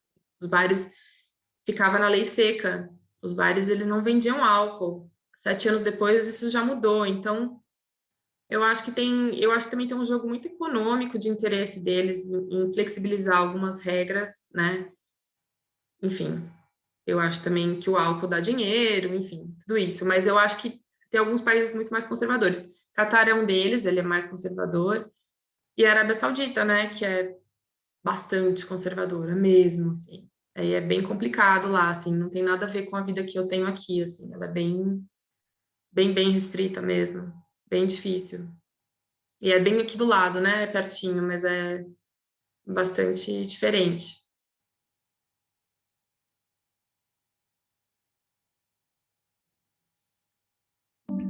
Deixa eu ver, tem mais pergunta aqui para você no chat. José Micael perguntou como é que vocês de Dubai conseguem aguentar tanto calor e como isso reflete na arquitetura. Olha, a gente não aguenta. Não tem vida ao ar livre no verão, basicamente. A gente tem um período de meses que é do carro para o ar-condicionado, é de ar-condicionado em ar-condicionado, assim, não tem vida ao ar livre mesmo. Mas fica insuportável, eu diria por 2, 3 meses, depois fica ameno. E eu costumo falar que se não fosse esse período muito ruim, eu acho que ninguém nunca sairia de Dubai, porque ele tem o melhor clima. Tirando esse período de verão, ele tem o melhor clima, assim, ele é extremamente ameno, tá sempre sol, tá sempre sol. É um país que chove 9 vezes ao ano, quase não chove, então nunca vai ter é raríssimo, assim, chover. Esse ano, por exemplo, nós já estamos em setembro quase, né? Eu acho que choveu 2 vezes. E eu não posso nem chamar aquilo de chuva, porque parecia que alguém estava só lavando a varanda, assim, era uma coisa bem, bem pouquinha. Então, é legal, porque tá sempre céu azul. Tem muito europeu, sei lá, inglês, né? Holandês, que vem para cá e fala, nossa, a gente não, né? Porque no Brasil a gente é muito abençoado com o clima, para ser bem sincera. Eu prefiro o clima do Brasil, muito mais. Mas aqui é bom. E como isso reflete na arquitetura, né?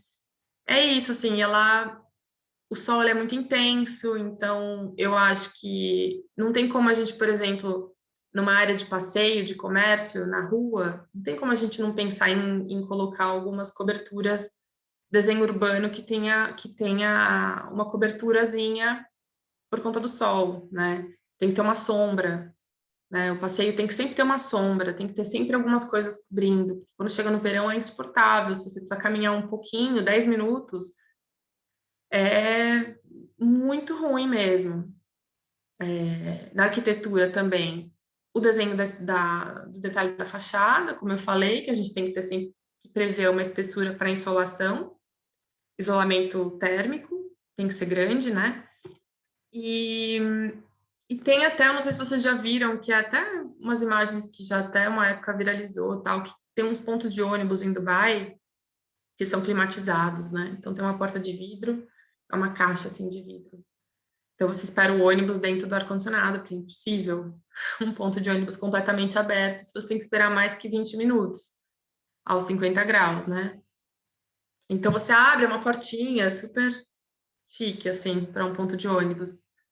Então acho que isso reflete nesses itens urbanos, assim, bastante. Praças, lugares ao ar livre, sempre tem que ter uma coberturazinha, uma sombra.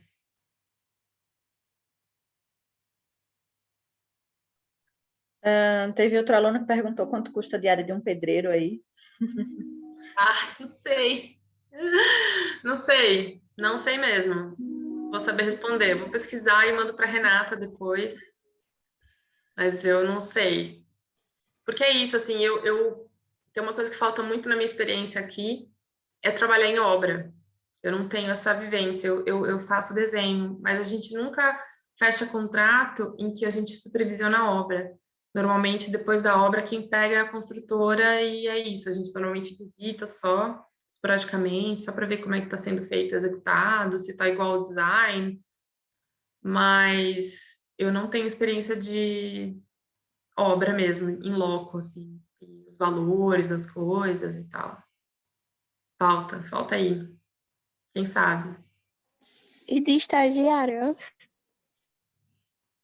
De estagiário, olha, eu não sei, eu não estagiei aqui, eu vou pesquisar e mando para Renata essas informações, assim, do quanto que custa mais ou menos o valor de a hora do estagiário. Mas ela é maior que no Brasil, assim. Então,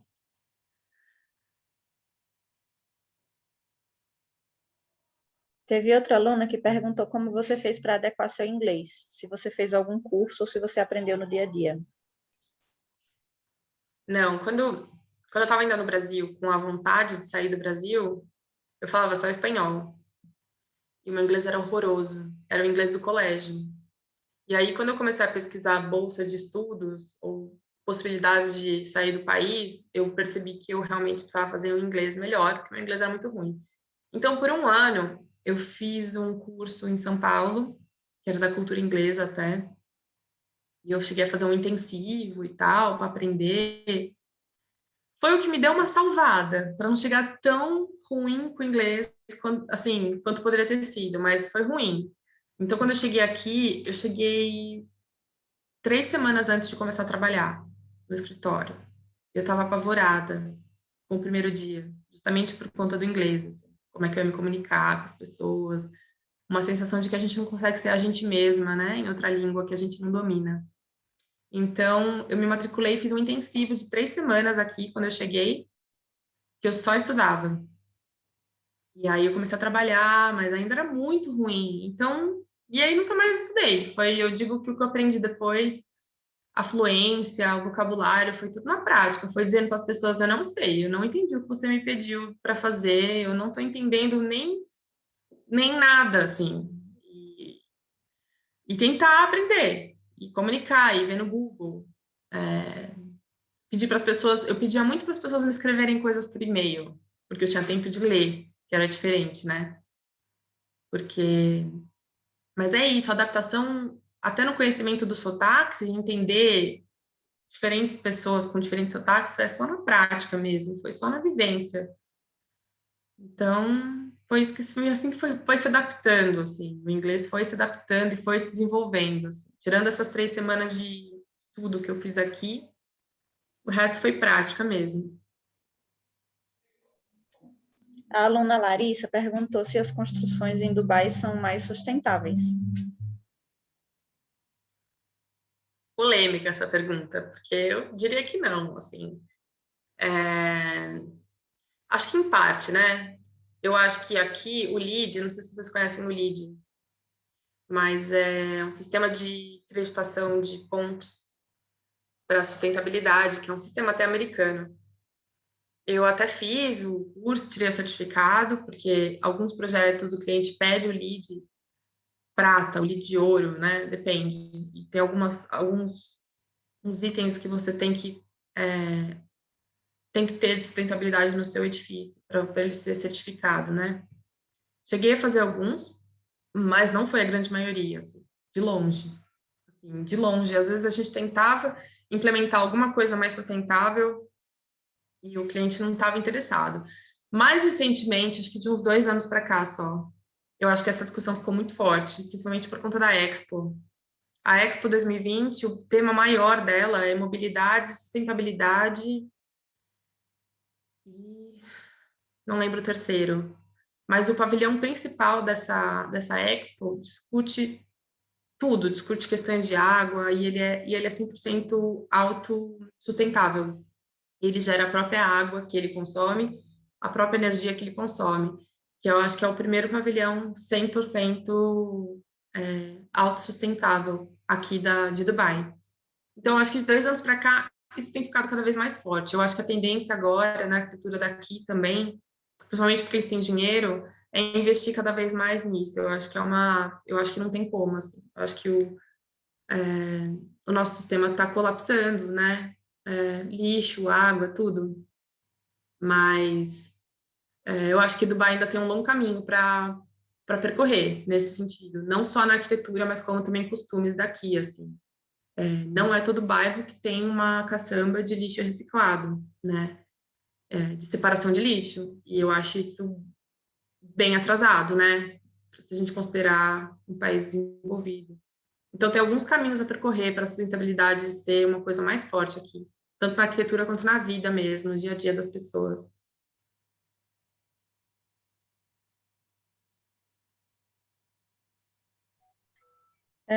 E uma última pergunta que tem aqui no chat é a aluna Andreina perguntou sobre a questão do fuso horário, se foi fácil de se adaptar. Ah, isso é interessante, eu não falei sobre isso ainda. Então, fuso horário foi fácil, né? Porque uma vez você, depois de algumas semanas aqui, você já entra no horário daqui. Eu acho que o que é complicado é que eu tenho que falar com a família, e não só pelo fuso horário, mas aqui em Dubai a gente trabalha de domingo a quinta-feira, que é uma diferença. Então, a minha semana começa domingo e vai até quinta. Sexta-feira é fim de semana, então eu tô aqui com vocês hoje no meu fim de semana, que até é porque está sendo possível a gente fazer essa palestra, porque normalmente esse horário eu estaria trabalhando, né? Então, sexta-feira é meu fim de semana, e sexta-feira é o dia santo deles. Então, é o dia que o metrô só abre às 2 da tarde, ele abre mais tarde, é o dia sagrado. A sexta-feira, ela é sagrada. Ela é mais como se fosse o domingo, então, assim, fazendo um comparativo, né? E o sábado, que é o fim de semana também. Então, sexta e sábado a gente descansa e domingo até quinta a gente trabalha. E isso no começo para mim foi difícil.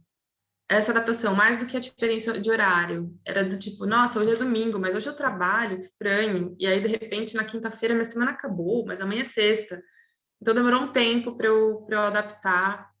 essa rotina, mas depois fica fácil, porque no fim das contas dá na mesma, né? Eu acho que o que é difícil é quando tem que falar no Brasil, porque é isso, são 7 horas, e aí eu tenho que meio que só o sábado para falar com essas pessoas, que é o nosso dia de folga em comum, né?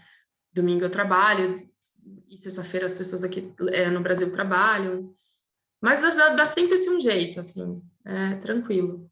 Eu acredito que essa questão da folga da semana influi na religião, né? Porque na religião do Brasil predominante é o catolicismo, e dia do Senhor é dia de domingo, né? Aí o sábado e domingo é a folga de todo brasileiro, né? Digamos assim. Mas o domingo principalmente. Aí eu acho que foi um choque de realidade de tanto, porque o domingo sempre foi o dia de descanso desde criança para você, né? Total, total. É isso. Tem gente que trabalha de sábado, mas nunca de domingo. E aqui é engraçado, porque tem gente que trabalha de sábado, mas jamais de sexta-feira, porque a sexta-feira é sagrada. E eu acho que, se eu não me engano, para o judaísmo, a sexta-feira também ela é sagrada, assim. Eu acho que eles trabalham, mas é um dia meio sagrado, se eu não me engano. Mas é isso, mudou. Isso foi uma coisa que mudou bastante, assim.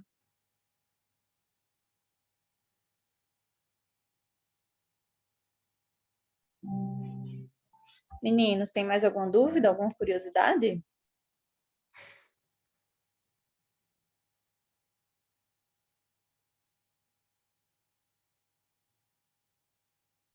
O fato de ser um deserto, né? A cidade tem uma preocupação com a sustentabilidade, nesse sentido, porque a cidade cresceu, fizeram ilhas, né, artificiais, então tem esse tipo de preocupação com o planeta, digamos assim, já que foi um deserto ali naquela região da cidade de Dubai. Então, eu acho que não nesse sentido, né? Eu acho que quando essa cidade começou, se a gente pensar, é um lugar inóspito, né? Assim, no verão ele é complicado e tal, é um lugar desértico, então tem alguns recursos naturais que a gente não tem daqui, né? Que é preciso trazer. E isso tudo tem a ver com a sustentabilidade. Então, até materialidade de coisas, tem muitas coisas que tem que ser importada, porque o país não produz. Isso também tem a ver com a sustentabilidade, né? Todo o transporte das coisas, você trazer. Se você usar sempre material regional, sempre isso colabora, né, para a sustentabilidade. Eu acho que essa polêmica dessa coisa bem arrojada, deles quererem desenhar uma ilha em formato de palmeira e tudo mais, eu acho que isso mexe, sim, com o ecossistema, de certa forma. Então, eu acho que, mas isso foi construído há muito tempo. Então, é como eu falei, eu acho que no passado essa preocupação ela não era tão latente também, assim. Eu acho que ela vem sendo agora, de uns 2 anos para cá, eu acho que as coisas tendem a ficar mais sustentável. Eu acho que tudo que for produzido daqui para frente tende a ter uma preocupação maior com o meio ambiente, sim. Porque eu acho que agora a gente está chegando num ponto no mundo todo que precisa, precisa mudar. Tem uma curiosidade muito engraçada, que às vezes tem um período do ano, como nunca chove, e a chuva às vezes ameniza um pouco da sensação térmica, até nos poluentes que ficam no ar, eles usam os aviões onde eles derramam uma química no céu que produz nuvem, e essa chuva é artificial. Então, muitas vezes a gente sabe que vai chover, a gente sabe que vai chover porque a gente ouve a notícia de que os aviões foram lançados, eles falam, a semente foi lançada, então as nuvens são produzidas artificialmente e a chuva cai depois de um tempo. Até que esse ano, em fevereiro, eles fizeram isso e o vento foi contra o que eles esperaram e foi chover na Arábia Saudita. Então, assim, tudo isso é questionável quando a gente pensa na sustentabilidade, porque tudo isso mexe com o ecossistema. Então, eu deixo aí para vocês uma coisa meio no ar, assim, acho que nem sempre, mas eu acho que tem uma tendência, assim, a melhorar, principalmente na arquitetura. Eu acho que a Expo de Dubai veio muito para fazer um marco nessa mudança, do tipo assim, olha, agora a construção civil, ela vai ter que basear em alguns conceitos que precisam mudar e tal. Eu acho que a Expo, se vocês tiverem um tempo de pesquisar no Google o que vai ser essa Expo, procurar o pavilhão, o projeto do pavilhão do Brasil e outros pavilhões também. O pavilhão principal, que é esse pavilhão que é zero zero, energia zero, né, que eles chamam, porque ele é totalmente autossustentável, 100%. Ele tem um projeto muito legal. Se vocês entrarem e pesquisarem um pouquinho, o escritório que fez se chama Grimshaw. Eu mando depois para a Renata o nome. Se vocês puderem pesquisar, eu acho que é muito interessante, principalmente para estudante de arquitetura, para algumas referências. É uma coisa bem legal que está sendo feita aqui. E eu espero que no futuro, assim, isso guie mais e dite mais como é que as coisas vão ser feitas. Débora, eu acho que a gente pode fechar aqui com a pergunta de Larissa. Se vocês tiverem mais pergunta, enquanto ela responde essa, vocês colocam aqui no chat para a gente fechar depois, tá? Ela perguntou quais as dicas que você dá para quem tem interesse em se lançar no mercado de trabalho em Dubai. Eu acho que a primeira dica é o inglês. Eu diria para estudar inglês, assim, eu acho que não precisa estar perfeito o seu inglês. Não precisa, porque o meu não estava e deu tudo certo. E eu acho que as ferramentas, eu acho que mais, lógico que o Revit, os softwares, são ferramentas só de trabalho, né? Eles não dizem quem somos como arquitetos. Não é isso que vai ditar se a gente é um bom arquiteto ou não. Eu acho que tem coisas muito maiores, muito mais importantes. Mas eu acho que algumas coisas vão te abrir portas, assim, algum conhecimento técnico sobre algumas coisas, né? Eu acho que uma vantagem muito bacana do brasileiro, que alguns europeus não têm, a gente começa estágio desde o início. Eu, pelo menos, comecei muito no início da faculdade. E eu acho que o fato da gente estagiar cedo dá para a gente um autoconhecimento do que a gente quer, do que a gente gosta, do que a gente é bom, né? O meu primeiro estágio foi na prefeitura, no setor de aprovação. Eu nunca fui tão infeliz, então eu já consegui descartar. E quando a gente está na faculdade, o leque de caminhos que a gente pode tomar na arquitetura, ele é muito vasto, né? A gente pode ir mais para a área de urbanismo, a gente pode ir para paisagismo mais, a gente pode ir mais para desenho urbano, design de interiores. É muito diverso, né? Os caminhos que a gente pode tomar. E eu acho que o que vai nos ajudar a gente a ler esse caminho é o estágio. Eu acho que o estágio é importante. É a hora que a gente pode errar, acertar, é quando a gente aprende coisas que a faculdade não vai ensinar, que são coisas do mercado de trabalho, não só sobre arquitetura, mas o jogo de cintura que a gente tem que ter com um colega, levar assim, olha, não é feio o que você fez, não faz sentido, ou até bom, isso também a gente leva muito na faculdade, né? Esses feedbacks, mas eu acho que estágio é importante. E eu acho que esse início de inglês, de vocabulário, vai ser necessário, assim. O inglês, o inglês é muito importante, assim. Então, eu acho que se você busca essa coisa de trabalhar fora ou em Dubai, eu acho que são coisas, se conhecer como profissional, o que você quer, qual que é a sua força, porque se a gente... E o que você pretende? O que você vai vender numa entrevista? O que você é bom para fazer, né? O que você sabe? O que você pode oferecer, né? Eu acho que isso tudo esse autoconhecimento profissional, eu acho que durante a faculdade a gente alcança e o estágio ajuda muito.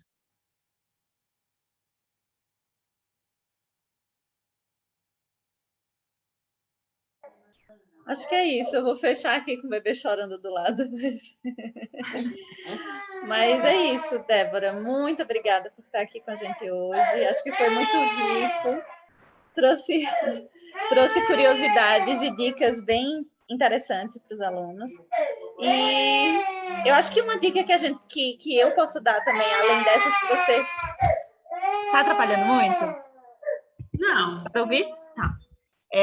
Uma dica, além dessas que você colocou, por exemplo, hoje tem um arcabouço muito grande de coisas que eles podem fazer internacionalmente sem sair de casa, e muitas vezes gratuitos, né? Cursos em inglês, em espanhol, em vários lugares do mundo, e muitos cursos de graça em várias áreas. Eu acho que eles podem começar a ter uma experiência internacional agora, se eles quiserem, sem mesmo sair de casa.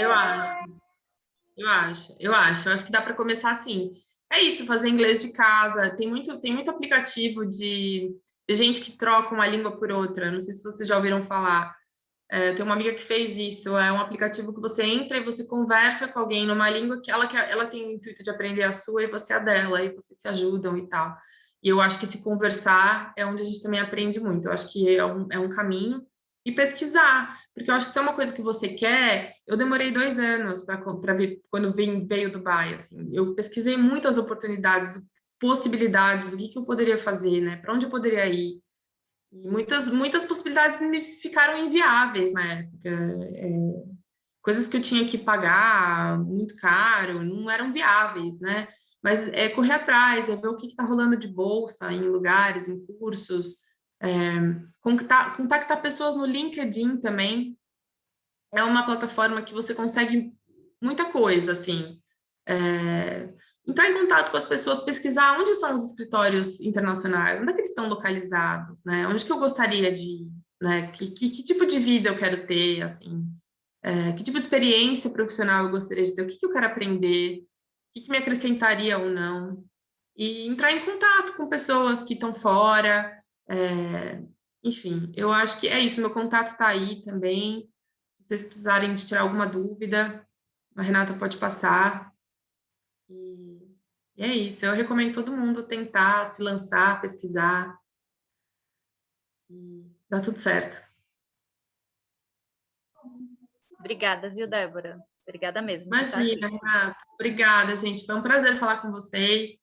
É muito bom. Faz tempo que eu saí da faculdade, então é muito legal poder conversar com vocês e compartilhar da trajetória profissional, assim. Eu lembro também muito como era estudante e o quanto era um quadro branco, assim, em branco, né? As possibilidades que a gente tem. Então é legal. Fico feliz, mesmo. Obrigada, meninos, também por estar aqui. Sextas e sábados de manhã são os piores horários para marcar alguma coisa, porque porque tem muito aluno do noturno, alguns trabalham, outros estão com preguiça, mas hoje a gente até que teve uma participação boa. E é isso. Obrigada, Débora. Obrigada, gente.